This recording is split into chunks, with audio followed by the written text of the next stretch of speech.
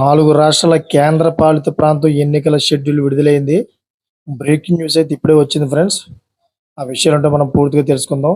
కేంద్ర ఎన్నికల సంఘం 4 రాష్ట్రాలు అంటే తమిళనాడు, పశ్చిమ బెంగాల్, అస్సాం, కేరళ కేంద్ర పాలిత ప్రాంతమైన పుదుచ్చేరి ఎన్నికల షెడ్యూల్ విడుదల చేసింది.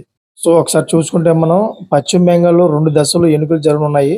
మొదటి దశ ఏప్రిల్ 23న, రెండో దశ ఏప్రిల్ 29న ఎన్నికలు జరగనున్నాయి. ఎందుకంటే పశ్చిమ బెంగాల్ అనేది కొద్దిగా పెద్ద రాష్ట్రం కాబట్టి ఈ పశ్చిమ బెంగాల్లోని లా అండ్ ఆర్డర్ ప్రాబ్లం ఎక్కువగా ఉంటుంది. అందుకని చెప్పేసి 2 దశల్లో అయితే ఎన్నికలు నిర్వహించడానికి అయితే ప్రభుత్వం నిర్ణయం తీసుకుంది.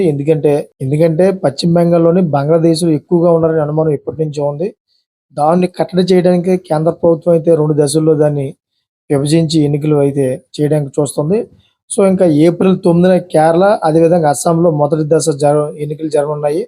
అంతేకాకుండా కేంద్ర పాలిత ప్రాంతమైన పుదుచ్చేరిలో కూడా ఏప్రిల్ 9న ఎన్నికలు నిర్వహించున్నారన్నమాట.